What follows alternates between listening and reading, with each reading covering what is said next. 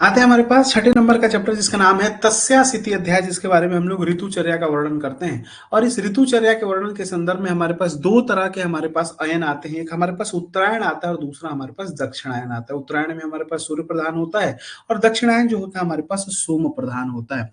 और इसके बारे में हमारे पास बात करते हैं कि उत्तरायण में शिशिर, वसंत और ग्रीष्म होता है, दक्षिणायन में वर्षा, शरद और क्या होता है, हेमंत होता है। मैंने कोड बताया था याद करने के लिए, तमशु नहीं से याद रखना। तप तपस्य मधु माधव शुचि शुक्र होता है। नव नव से इस उस होता है और सह से होता है। इसके अलावा हमने शिशिर ऋतु में बताया था सिसर को माफ कर देते हैं, बेचैनी का अंत नहीं है। ग्रीष्म में ज्येष्ठ और आषाढ़ होता है, वर्षा में सावन और भादो होता है। शरद जो होता है, शरद नाम का लड़का एक हमारे पास आशिक होता है। और हेमंत में क्या होता है, हेमंत माँ का शूज पहनता है। और त्रिकटु का आलम मैंने बताया था याद करने के लिए। बाकी दक्षिणायन और उत्तरायण में कौन कौन सी ऋतु आती है, कौन कौन सी रसों की उत्पत्ति होती है, आपको पता है कि दक्षिणायन में उत्तरोत्तर सभी प्राणियों के बल की वृद्धि और उत्तरायण में सभी प्राणियों के बल का क्या हो जाता है, ह्रास होता है। आदो अंते च दौर्बल्यम विसर्ग आदो नृणाम मध्य मध्य बला अंते श्रेष्ठम च अग्रे च विनिर्दिशे। तो आपसे पूछा जाता है कि कौन से में बल अधिक होता है, किसमें कम होता है। सबसे पहले आता है हमारे पास ऋतुओं में हेमंत ऋतु।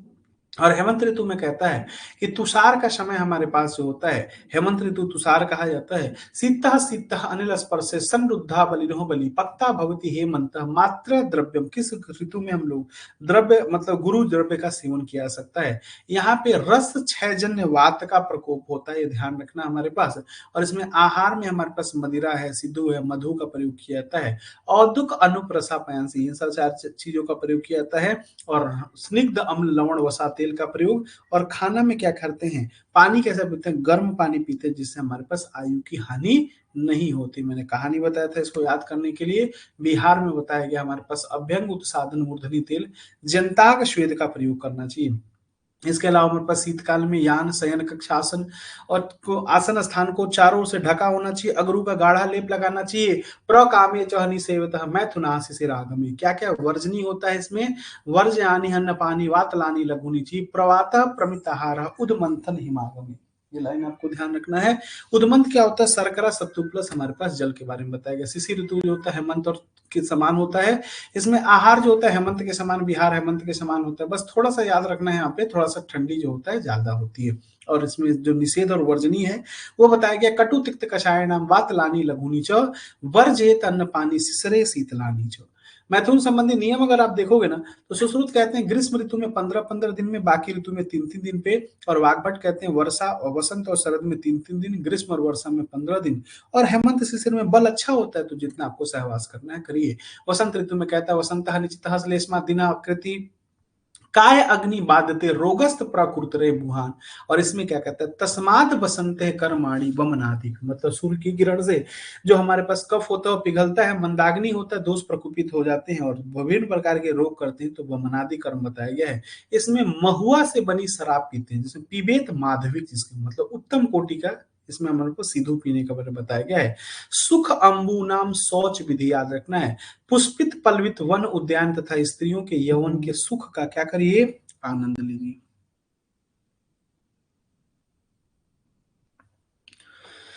ठीक है, तो इसमें आते हैं हमारे पास, फिर आते हैं हमारे पास निषिद्ध कर्म क्या कहते हैं, गुरु अम्ल स्निग्धम दिवा स्वप्नम च वर्जते। और ग्रीष्म ऋतुचर्या की अगर बात करें तो ग्रीष्म ऋतुचर्या में मयूर जगत स्नेह ग्रीष्म पे पियते रवि। आहार में हम लोग को ध्यान रखना है, इसमें हमारे पास स्वादु शीतम द्रव्यम स्निग्धम अन्न पानम तदायतम घृतम पय साली अन्नम भजित शीतः शर्करा मंथ जांगल मृग पक्षिणम। और याद रखिएगा कहाँ सोना चाहिए, दिन में शीतल गृह में और रात में चंद्रमा के शीतल किरणों में सोना चाहिए। और हर में मस्तक याद रखिएगा। और सहवास इस ऋतु में हमको नहीं करना चाहिए। जबकि अगर बात करें मध्य को अल्प पीजिए या तो कम पीजिए, मतलब अल्प पीजिए तो नहीं पीजिए, पीना है तो बहुत ज्यादा पानी मिला के पीजिए। लवण अम्ल कटु इस सब व्यायाम को याद रखना हमारे पास।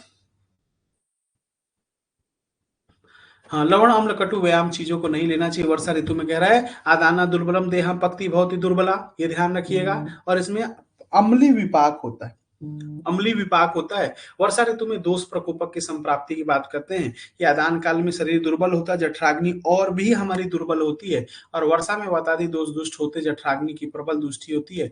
भूवास पर मेघ का निस्यंदन से जल का अम्ल विपाक होता है और वातादि दोषों का प्रकोप होता है। याद रखिएगा, वातादि दोष से जठराग्नि और भी मंद हो जाती है और इससे वाष्प निकलता है। वर्षा ऋतु में पूछा था कौन से दोष का प्रकोप होता है, तो त्रिदोष का प्रकोप होता है। इसमें चिकित्सा साधारण विधि किया जाता है। इसमें आहार, पान, भोजन और संस्कार में हम लोग को छद्र का प्रयोग करना चाहिए। और अन्न के बारे में कह रहा है छद्र अन्वितः च अल्पम माध्विक अरिष्ट अम्बुवा। और जल कैसा है, माहेंद्रम तप्तः शीतः कौपः सारसमेव च। जबकि बिहार क्या है, ध्यान रखिएगा, इसमें हमारे पास किस प्रकार के कपड़े पहनना चाहिए, लघु शुद्धंबर, क्लेद रहित स्थान पर निवास करना चाहिए। और इसमें शरद ऋतुचर्या में कह रहा है वर्षा शीतः चितंगा नाम सहसा विकारश्म भी तप्ता नाम पित्तम शरदम प्रकोपिति। ध्यान रखिएगा कि पित्त का प्रकोप होता है शरद ऋतु में। और इसका बिहार एक लाइन याद रखना, तिक्तस्य सर्पी पान विरेकः रक्त मोक्षम। बहुत बार पूछा गया है, ये लाइन पूछा जाता है। शरद काल में प्रदोष के इंदु किरणों का हम लोग क्या करना चाहिए, सेवन करना चाहिए। बात है हमारे पास हंसोदक, और हंसोदक कहता है दिवा सूर्यांशी सप्तप्तम निशि चंद्रासु शीतलम कालेन पक्व निर्दोषम अगस्तेन विषीकृता। और हंसोदकम इति ख्यातम सारदम विपुलम शुचि। सारदम विमलम शुचि स्नान पान अवगाहेसु हितम अंबु यथामृतम। इसी को अगस्तोदक वाग्भट कहते हैं, अंशोदक भाव प्रकाश करते हैं और हंसोदक चरक कहते हैं। बस आपको ध्यान रखना है हंसोदक किसे कहा जाता है, कौन से आचार्य ने बोला है। सात्विक का वर्णन यहाँ पे आता है, 4 प्रकार के ऋतु सात्म, मोक्ष सात्म, देश सात्म और हमारे पास रोग सात्म के बारे में बताते हैं। इसी के अलावा हमारे पास आते हैं अगला चैप्टर, इसका नाम है नववेगान धारणी अध्याय। और नववेगान धारणी अध्याय में चरक ने 13 प्रकार, सुश्रुत 13 प्रकार, वाग्भट भी 13, सुश्रुत ने जो हमारे पास उदाहरण जो हम लोग पढ़ते हैं वही हम लोग में बताते हैं। तो हमारे पास याद रखना धारणी वेग 13 है। कास का उल्लेख कौन कौन नहीं किया है, सुश्रुत और वाग्भट ने, सुश्रुत और चरक ने नहीं किया है, वाग्भट ने किया है। धारणी वेग चरक के अनुसार याद रखिएगा 3 होते हैं, कौन कौन, मानसिक, कायिक और वाचिक होता है। इसमें सबसे पहले मूत्र के बारे में, बस्ती मेहन मेसूल मूत्र की सिरोरुजा विनाम भक्षण और अना होता है। चिकित्सा सर्पी और पीड़क और त्रिविध बस्ती का प्रयोग करते हैं। पुलिस में मैंने बताया था पक्वास है, सिरासूल, पिंडिका, दिमान, वात वर्जन, पकासिर पिया की बातों से, और प्रमा की बस्ती से वर्ती निकला पौटी के टाइम, तो प्रमाथी अन्न का प्रयोग और बस्ती कर्म हमारे पास और वर्ती का प्रयोग किया जाता है। इसका शुक्र के बारे में बात करते हैं। शुक्र का लक्षण क्या है, मेढ और विसरण में सूल होता है, अंगमर्द होता है, हृदय व्यथा होता है, विबद्ध मूत्र होता है। चिकित्सा क्या है हमारे पास, बिरयानी बना के खाया था, याद रखना। वायु के बारे में याद रखना, हमारे पास वर्ती और वात अनुलोमक चिकित्सा किया जाता है, इसमें जरूरी नहीं है कुछ याद रखना। अगला आते हैं वमन के बारे में। स्किन डिसऑर्डर, वमन पास जोर से करते हैं, तो वमन से हमारे पास ध्यान रखिएगा पांडु होता है, शोथ होता है और ज्वर होता है। इसकी चिकित्सा हमारे पास क्या, धूलर चिकित्सा बताया था, धूमो लंघनम रक्त मोक्षम रुक्ष पानम व्याम विरेकम च सस्यते। फिर हमारे पास अमीषा पटेल क्या करती है, छींकती रहती है, तो अर्धित मन्यास्तम इंद्रियाणाम चौदर्भ्यम सिरह सूलम अर्धाव भेदकम। और इसकी चिकित्सा घृतम उत्तरचः भौतिकम। लाइन याद रखना इंपॉर्टेंट है। उद्गार में उदार बीबी हंसा कम करो हब्बी के हक पे, तो उदार बीबी से हमारे पास उद्गार है। हिक्का से हमारे पास श्वास है, अरुचि है, कंप है, हृदय उर्सो विबंधम। और इसकी चिकित्सा हिक्का तुल्य औषधि होता है। और जृंभा जो हमारे पास प्रवेपनम विनामम आक्षेप संकोच कंप सुक्ति। फिर चिकित्सा क्या है हमारे पास, जीवा बताया था, वातग्न औषधियों का प्रयोग करते हैं। क्षुधा में नहीं याद रखना, पिपासा में एक बहुत इंपॉर्टेंट लाइन आता है, बाधिर याद रखिएगा। और हृदय व्यथा शीत तर्पण, शीतः तर्पण इष्यते। वाष्प के बारे में बात करते हैं, तो भाप बताया था, भ्रम, हृदय रोग, अच्छी रोग, अरुचि और प्रतिसाय, स्वप्नो मध्यम प्रिय कथा, ये याद रखना हमारे पास। और निद्रा जाट के सिर में अक्षी गौरव करती है। जृंभा अंगमर्द तंद्रा सिरो रोग और अक्षी गौरव होता है। इसकी चिकित्सा स्वप्न और संवाहन होती है। श्रमजन्य में लक्षण में हमारे पास गुल्म, हृदय रोग, सम्मोहम, गवर्नमेंट हाई स्कूल के बच्चे जो होते हैं श्रम करते हैं। और बात हमारे पास वातज्ञ चिकित्सा किया था। 13 प्रकार की चिकित्सा हम लोगों ने देख लिया। इसके अलावा और भी बहुत सारी चीजें हैं, जैसे अस्मरी जो है ये मूत्र और शुक्र में आता है। अंग भंग मैंने बताया था, मुंह छूसू, मूत्र है, क्षुधा है और शुक्र में आता है, ध्यान रखना है। इसके अलावा मैंने इसको कंपैरेटिव बताया था याद करने के लिए, वहां पे एक बार पढ़ा ये था, तो इसको बार बार पढ़ने का कोई मतलब नहीं है। थोड़ा सा आते हैं धारणी वेग। और धारणी वेग जो होता है तीन प्रकार के, मानसिक, वाचिक और कायिक होता है। मानसिक, वाचिक, कायिक में हमारे पास लोभ, शोक, भय, इसमें जो आपसे पूछा जाता है अविद्या पूछा जाता है मानसिक में। अगर आपसे वाचिक में पूछा जाता है अनृत पूछा जाता है, मतलब झूठ बोलना। और लास्ट में हमारे पास आता है कि देह को पीड़ा पहुंचाना, पर स्त्री का संभोग और चोरी करना और हिंसा करना, ये हमारे पास कायिक के अंदर आता है। व्यायाम क्या होता है? शरीर चेष्टा या चेष्टा स्थैर्य बलवर्धनी देह व्यायाम समाख्याता मात्राताम समाचरित। व्यायाम के लाभ क्या होता है? लाघवम कर्म सामर्थ्यम स्थैर्यम दुख सहिष्णुता दोष क्षयो अग्नि वृद्धि व्यायाम उपजायते। और अति व्यायाम क्या होता है? मैंने बताया था काजर पक्षी, याद रखिएगा। श्रम क्लम क्षय तृष्णा तो याद ही रहता है, और काजर पक्षी, कास है, ज्वर है, छर्दी है, ये सब अति व्यायाम के परिणाम होते हैं। व्यायाम क्या कहलाता है? कब कैसे लक्षण? स्वेद आगम, स्वेद आने लगे, श्वास की वृद्धि हो जाए, गात्रा में लघुता आ जाता है और हृदय में अवरोध होता है, तो व्यायाम का लक्षण होता है। अति सेवन क्या क्या चीजें नहीं करनी चाहिए? तो 6 चीजें ऐसे जिनको नहीं करना चाहिए ज्यादा। व्यायाम है, हास्य है, भाष्य है, अद्ध है, ग्राम धर्म है और प्रोजागरण। इन 6 कर्म को ज्यादा करने से गजम शिव सिंह इवाकर्षणम सहसा सह विनश्यति। पदांशिक क्रम में चीजों को छोड़ना चाहिए जो चीजें अहितकर हो गई हैं। चक्रपाणी ने पदांशिक क्रम में 7 दिन लिया है, चरक ने भी 7 दिन लिया है, योगेंद्रनाथ सेन ने 10 दिन और वाग्भट 21 दिन बताते हैं। इसके संदर्भ में एक लाइन आता है, क्रमेण उपचितः दोषा कर्मेण अपचितः गुणा संतो अंतः अपुनर्भाव प्रकम्या भवन्ति। लाइन ध्यान रखिएगा। समपित्तः नील कफा केचित गर्भादि मानो दृश्यन्ते वातला केचित पित्तला श्लेष्मता। कौन अनातुर होते हैं? जो समवात पित्त और कफ वाले होते हैं अनातुर होते हैं। सदातुर 4 लोग होते हैं, श्रोती, पर्णजीवी, राजसेवक और वैश्या हो जाती है। निंदनीय प्रकृति वाग्भट बताते हैं जो द्वंद्वज लोग होते हैं प्रकृति के बारे में बताते हैं। मलायतन हमारे पास कह रहा है कि 2 नीचे होता है, सप्त जो होता है सिर में होता है। अगर बात करते हैं हमारे पास दोषों का निर्हरण, तो चैक, अपिस्राव और नस्मा करके बताया था आपको, याद रखिएगा। चैक, अपिस्राव और नस्मा से याद हो जाता है। और पंचकर्म पश्चात रसायन वाजीकरण सेवन का क्या लाभ होता है कि धातुवश अभिवर्धनते जरा आंध्यम न उपैति। तो ये भी लाइन आपको ध्यान रखना है। आगंतुक रोग अगर आपको नहीं हो तो इसके लिए क्या करना चाहिए? तो इसके लिए हमारे पास प्रज्ञा अपराध का हम लोग को क्या करना चाहिए? त्याग देना चाहिए। दही सेवन निषिद्ध, दही का सेवन रात्रि में नहीं करना चाहिए। न नक्तम दधि भुज्यत, न चाप्य घृत शर्करा, न मुग्ध यूष, न छौत्र, न उष्ण, न आम्ल के बिना। अगर आप कैसे करके खाते हो तो हमारे पास 7 रोग बताए गए हैं। ज्वर है, अस्त्रिक पित्त मतलब रक्त पित्त है, विसर्प है, कुष्ठ है, पांडु है और भ्रम, ये सारे रोग होता है। दधि सेवन निषिद्ध ऋतु कौन सी होती है? शरद और ग्रीष्म और वसंत में नहीं खाते हैं। हेमंत, शिशिर और वर्षा में हम लोग को खाना चाहिए। 8वां चैप्टर इंद्रिय क्रमणीय अध्याय में इसमें पंच पंचक का वर्णन किया गया है। और इस पंच पंचक में क्या क्या आता है? पंच इंद्रियाणी आती है, पंच इंद्रिया द्रव्य आता है, अधिष्ठान आता है, अर्थ आता है और बुद्धि आता है। अगर हम मन के बारे में बात करें तो मन को अति इंद्रिय सत्व संज्ञा कहा गया है। और मन जो होता है उभय इंद्रिय होता है। मन की चेष्टा के आधार, मन के अर्थ तथा आत्मा की संपत है। मन सभी इंद्रियों के चेष्टा का प्रधान कारण होता है। मन का स्वरूप, मन के लक्षण, मन के गुण 2, मन के प्रकार 3, मन का स्थान सिर और तालु के मध्य भेल बताए हैं। मन का स्थान मस्तिष्क में कौन बताता है? गणनाथ सेन बताते हैं। मन का विषय अगर देखा जाए तो मन का विषय जो होता है 5 होता है, चिंता, विचार, ध्येयम, संकल्प, अर्थ जो होता है हमारे पास, उसी को विषय, उसी को अर्थ कहते हैं। मन के कर्म 4 होते हैं, इंद्रिया का ग्रहण करना, स्वसह निग्रह, ऊह और विचार आता है। एक पूछा था मन का अन्नमयत्व, ये कौन बताए? तो मन जो होता है अन्नमय होता है। ठीक है। मन का कार्य क्या होता है? मन जो होता है इंद्रिया आत्मा के संयोग से चेष्टा करता है। मन के बिना इंद्रिया अर्थ को ग्रहण नहीं करती है, ध्यान रखना। और एकत्व के न्याय में यहाँ पे 2 प्रकार के न्याय आता है। एक दीर्घ सस्कुली भक्षण न्याय और उत्पल सत्य, मतलब कमल के 100 पत्तियों को एक साथ छेद किया जाए, वो वाला यहीं पे आता है। मन एक है, अनेक नहीं होता है। मन पहले प्रवृत्त होता है, तब इंद्रिया जो होती है अपनी तरफ चीजों को ग्रहण करती हैं।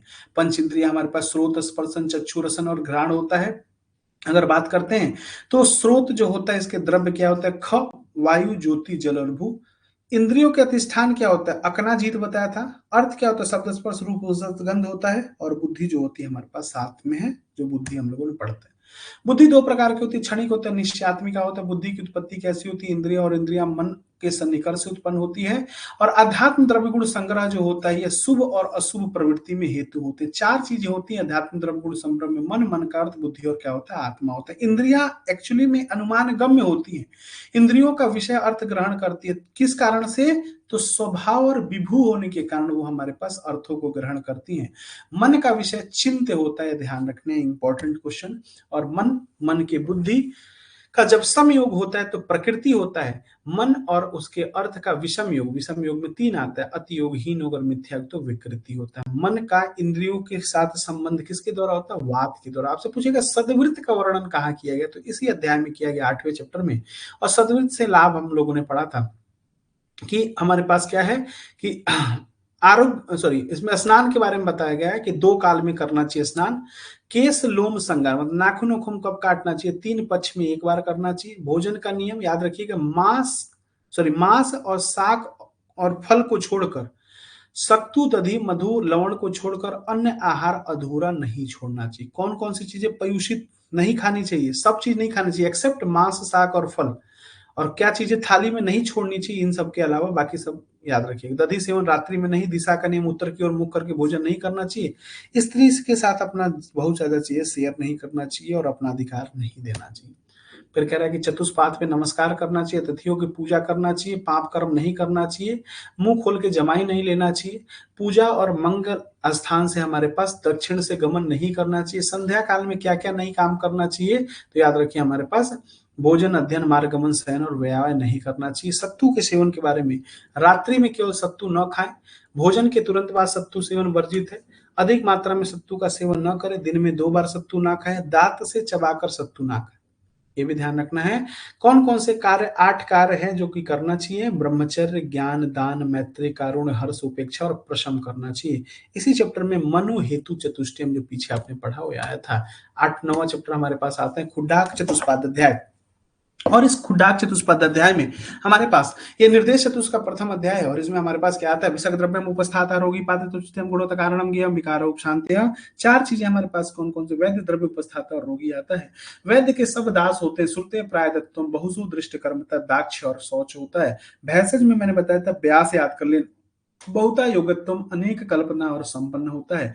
और अगर परिचारक की बात करते हैं, उदास, उपचार, ज्ञान, उसके अलावा हमारे पास दाक्ष होता है, अनुराग होता है और शौच होता है। और प्रश्न जो होते हैं स्नेह के याद के थे, स्मृति, निर्देश, अभिरुत्तम और ज्ञापकत्वम होता है। विकारो धातु वैषम्यम साम्य प्रकृति उच्यते, सुख संज्ञक आरोग्यम विकार दुखमेव च। वैद्य की प्रधानता क्या है? विज्ञातिता शासिता युक्त, इसलिए वैद्य को हम लोग बेस्ट कहे जाते हैं। और चिकित्सा का परिभाषा 2 जगह दिया गया, यहाँ पे दिया गया 16वें चैप्टर में। यहाँ पे क्या बताया? चुतरणाभाषिक आदि नाम सस्ता नाम धातु व्याकृतम प्रवृत्ति धातु साम्य अर्थम चिकित्सा इति विधीयते। और वहां पे बताया गया या भी क्रिया भी जायन्ते शरीर धातु समा सा चिकित्सा विकाराणाम कर्म तद भीषजामतम।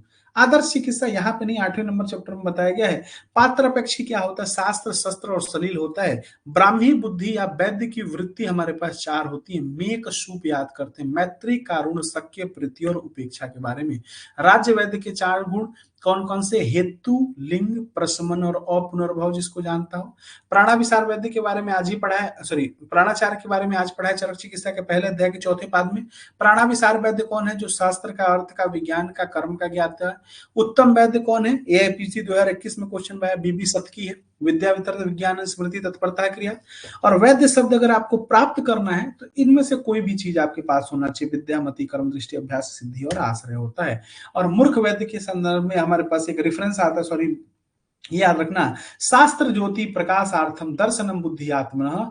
कौन सा हमारे पास बेस्ट वैद्य बताया गया है? जो शास्त्र रूपी ज्ञान को लेके एक चिकित्सक के, एक रोगी के अंतर मन में प्रवेश करता है, वही हमारे पास अच्छा वैद्य माना जाता है। तो अगर आपसे क्वेश्चन पूछा जाए तो थोड़ा सा ध्यान रखना। चरक सूत्र ने वैद्य को प्रधान माना, भेल ने भैंसज को, हारित ने आतुर को, काश्यप जो है वैद्य को श्रेष्ठ मानते हैं और जीवक जो है आतुर को श्रेष्ठ मानते हैं। ध्यान रखना। 10वां चैप्टर महाचतुष्पाद अध्याय। इसमें संवाद का विषय क्या है भाई? कि चतुष्पाद और षोडश गुणयुक्त भैंसज ही आरोग्य के लिए प्राप्त होते हैं। तो आत्रेय का पक्ष है, मैत्रेय ने इसकी शंका उनका बताइए, तो शंका पंका छोड़ दो, आप पढ़ते रहना। तो ये हमारे पास उसका उदाहरण बताया गया है, आत्रेय का उत्तर पक्ष। इसमें से हम कुछ आपको बोलेंगे नहीं कि आपको रटना है, जब पढ़ाया जाता है तो थोड़ा सा इसको लिख लिया जाता है। एक रेफरेंस पूछा जाएगा, परीक्षा कारिडो ही कुशला भवंती, जो परीक्षा करके रोगों की चिकित्सा करता है वही हमारे पास सफल होता है। ये ध्यान रखना है, ये हमारे क्वेश्चन एग्जाम में पूछा जाता है। रोग की प्रकृति के अनुसार औषधि का प्रयोग, अगर क्षीण रोगी है तो उसमें बृंहण चिकित्सा, कृश और दुर्बल है अप्यायन चिकित्सा, स्थूल मेद से अवतर्पण चिकित्सा, उष्ण से पीड़ित शीतोपचार, शीत से पीड़ित उपचार करना चाहिए। रसादी धातुओं की साम्यता की चिकित्सा देखा जाता है, तो रसादी धातुओं की अगर कमी है तो उसको उचित रूप से पूर्ति करिए, और दोषों की असमानता है तो उसको सम दोष में लाने की कोशिश करिए। अगर बात करते हैं साध्यता, साध्यता भेद से रोग जो होते हैं हमारे पास साध्य असाध्य होते हैं, सुख साध्य कृत साध्य, या पे उसको प्रत्याख्य कहा जाता है। ध्यान रखेंगे, अगर आपसे पूछा जाएगा असाध्य रोगों का फर्दर कोई विकल्प भेद होता है तो नहीं होता है। साध्य रोगों का होता है, अल्प मध्यम और उत्कृष्ट होते हैं, जिसमें सबसे पहले आते हैं सुख साध्य रोग के बारे में। अल्प कारण पूर्ण रूप अल्प हो, रूप अल्प हो, दोष दूसरे गुण भिन्न हो, एक मार्ग वाला हो, रोगी नवीन हो, रोग नवीन हो, उपद्रव नहीं हो, चिकित्सा सहन शक्ति हो, चतुष्पाद की उपलब्धता हो तो सुख साध्य रोग। सब कुछ मीडियम वाला हो, शस्त्र छार अग्नि हो, गर्भणी बाल वृद्ध हो, एक या दो मार्ग में हो, दो दोष हो, पुराने रोग न हो तो कृक्ष साध्य में आता है। आयु शेष हो, पथ्य का पालन करने से अस्थायी लाभ हो, बार बार होता रहे, बहुत धातुओं में गंभीर धातुओं में रहता है तो हमारे पास याप्य है। द्विदोषज होता है तो भी याप्य है, और दीर्घ काल में स्थित है तो भी याप्य होता है। प्रत्याख्य में कहता है कि त्रिदोषज है, चिकित्सा के सीमा से बाहर हो, क्रियापथि अतिक्रांतम, और सभी मार्गों में व्याप्त हो, सर्व मार्ग अनुसारणी हो, और अरिष्ट लक्षण से युक्त होता है। हमारे पास ये कैसा होता है, प्रत्याख्य में आता है। विवेकी चिकित्सा, कुल मिला के कहने का पहले रोग की परीक्षा करें, फिर साध्य असाध्य का निर्णय लें, फिर उसका उपचार प्रारंभ करें। दो प्रकार की यहाँ पे मति बताई गई है, मैत्रेय तुल्य और आत्रेय तुल्य, और यहाँ पे चतुर्विध विकल्प व्याधि बताई गई है। इस अध्याय में 4 प्रकार के रोग साध्य, कृच्छ, याप्य और प्रत्याख्य का वर्णन किया गया है। तो इस तरह से आपका 10 नंबर चैप्टर खत्म हुआ।